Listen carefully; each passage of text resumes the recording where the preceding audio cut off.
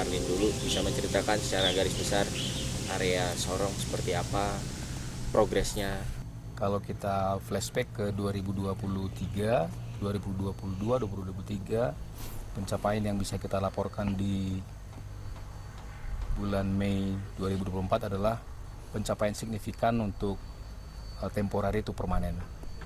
Jadi di tahun 2022 itu ada sekitar 36 km kabel temporary yang harus diimprove kembali untuk kembali ke jalur inland. Dan pencapaian kita yang signifikan adalah bahwa kabel temporary tersebut 100% sudah bisa kita kembalikan ke inland, dan ini semua berkat kerjasama dari tim dan juga supervisi dan support dari manajemen tentunya, dan juga dari rekan-rekan dan pimpinan di Jakarta beserta seluruh tim FOV di area klaster Sorong. Lalu bagaimana dengan di Merauke? Apakah sama tentang temporary itu permanen atau bagaimana? Tentunya sama ya, karena kan target dari manajemen itu biasanya berlaku untuk semua klaster. Sama di Merauke kita ada target permanen. Kemarin kita ada permanen kan sekitar 2000 lebih kilometer, 2000 lebih meter, 2 kiloan. Itu terbagi dari 3 segmen. Sampai dengan hari ini kita masih ada PR sekitar 200 meteran, dan itu memang belum bisa kita improve karena ada pekerjaan PU, tapi tim masih terus koordinasi dengan PU kapan kita bisa lakukan improve di situ.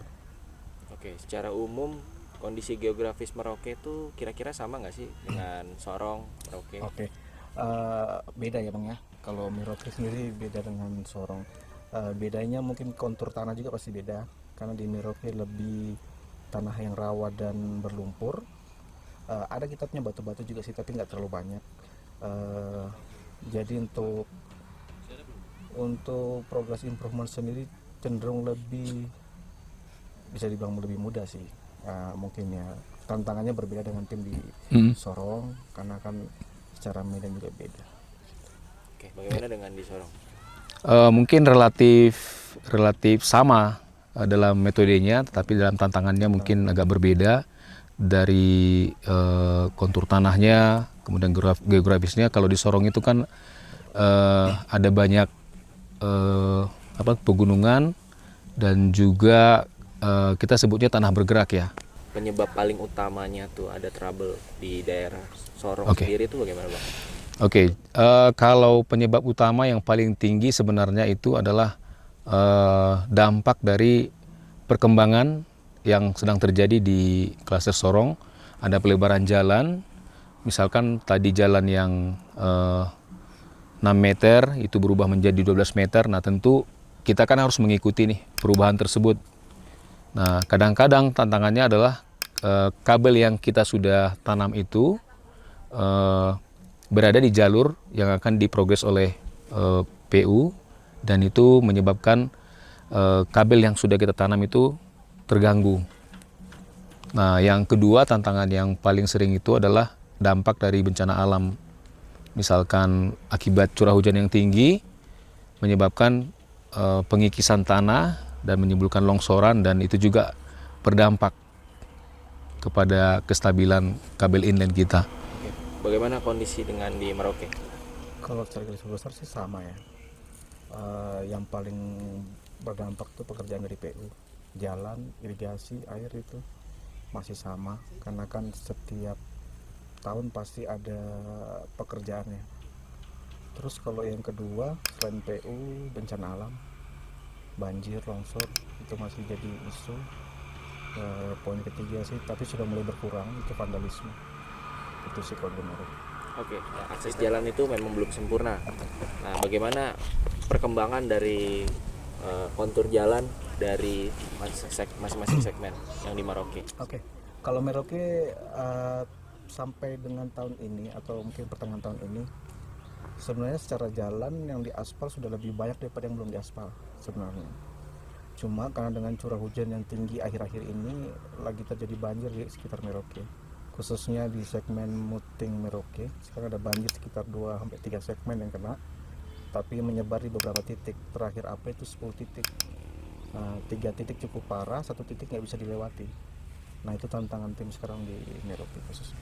Kalau untuk Sorong sendiri mungkin bisa kita pinjam istilah continuous improvement. Kenapa? Harus selalu improve. Mungkin dipengaruhi oleh faktor geografis tadi bahwa di beberapa titik itu ada pergeseran tanah sehingga ketika aspal yang sudah selesai dibangun itu dalam beberapa waktu ke depan ada mengalami keretakan, bahkan ada beberapa titik yang harus di-cutting, istilahnya di-cutting, jadi jalan itu diturunkan levelnya untuk mengantisipasi kemungkinan terburuk, misalkan longsor yang lebih parah. Nah, hal seperti ini yang cukup membutuhkan perhatian serius untuk kita bisa awasin terus perkembangannya, dan apabila akan berisiko kepada kabel kita bisa melakukan tindakan pengamanan atau preventif. Nah, rencana dan target dari masing-masing klaster, mungkin dari Bang Arifin. Oke. Sesuai hasil kita meet akhir tahun ya, tahun lalu ya Bisoro, kita memang sudah ada to-do list yang harus kita kejar di tahun ini. Kalau tahun 2023 to-do list kita untuk core inline tuh kita harus ngejar 4 core terbaik. Alhamdulillah sih tercapai di Merauke. Untuk tahun ini to-do list kita harus ngejar 24 core. Nah ini masih progres dari ada 4 segmen inland di Merauke, 3 segmen sudah kita penuhi, 1 segmen yang perlu perbaikan, improve. Oke. Kalau ada tambahan to-do list kemarin kita harus improve core itu kita pindahin ke top 1 sesuai di root bakti. Nah, jadi kita lagi ngejar itu juga dikembalikan ke posisi awal di top 1 2. Itu kalau untuk inland. Selain yang tadi permain kabel, kita ditargetkan juga dalam 2 bulan ini sudah tidak ada temporary. Untuk CME kita ada perbaikan akses jalan di NOC Tanah Merah, sekarang sudah progres, kita targetkan dalam sebulan harus kelar.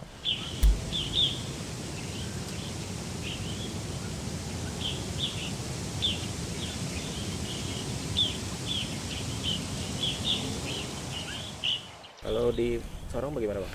Ya, relatif sama dengan, mungkin sama ya dengan Pak Arifin, arahan dari manajemen bahwa untuk 2024 ini temporary itu harus dipertahankan di angka tidak lebih dari 5% mungkin.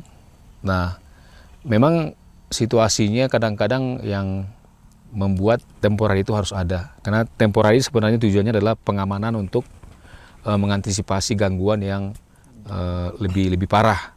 Misalkan ada longsoran yang beresiko, itu kita akan lakukan temporary lewat udara sampai dari dinas terkait dari PU melakukan perbaikan permanen untuk titik tersebut, baru kita akan kembalikan. Nah, untuk jumlahnya di Sorong itu sudah sangat minim sekali terjadi.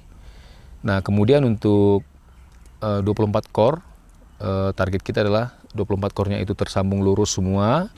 Kemudian juga link budgetnya masuk link budget semua untuk 24 core. Dan untuk saat ini memang kita terus improve, dan untuk pelurusan kita sudah mencapai 90%. Kemudian untuk link budget juga sudah 70%. Nah, kenapa ini terjadi? Ini mungkin dampak dari kondisi lapangan ya, yang memang selalu mengalami perubahan, dan kita di Sorong sendiri ada 4 segmen. Sorong Vape itu main dan protect, kemudian Sorong Aifat, lalu Aifat Teminabuan. Nah, kita punya 4 NOC. Nah, kedepannya adalah mungkin yang akan kita capai itu untuk keseragaman skill daripada tim di FOP. Tujuannya adalah agar kemampuan kita untuk problem solving itu lebih cepat, karena rekan-rekan yang ada di sana itu, seluruh tim itu sudah memiliki kemampuan yang sama. Ya, jadi kalau mungkin pekerjaan sebelumnya kita lebih fokus ke improvement, nah ketika itu sudah selesai, kita akan tingkatkan skillnya mereka untuk mulai mengenal analisa data core, kemudian analisa OTDR, kemudian hal-hal lain yang nanti akan berdampak kepada performance kita yang bisa dipertahankan dan bisa diimprove.